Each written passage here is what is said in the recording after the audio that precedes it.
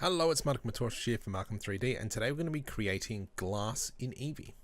So let's start off with selecting our object that we want to make glass. Click New. I'm going to turn down the roughness, and I'm going to turn up the transmission to 1. How about we jump into Eevee first as well. Come down to Settings, Screen Space Refraction. Let's turn that on. Let's also select our light, and we'll turn that just to a sun lamp, just to make things a little bit brighter. Let's go into our scene render details, screen space reflections, turn that on, and turn on refractions. And there we go. There is our glass, scale X. Just want a bit of a pane of glass. And yeah, we've now quickly made glass. So if you want to come in, we can always change the nodes. We can change from principal to glass.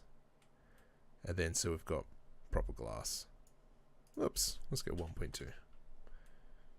And so yeah, that is how you make glass in Eevee.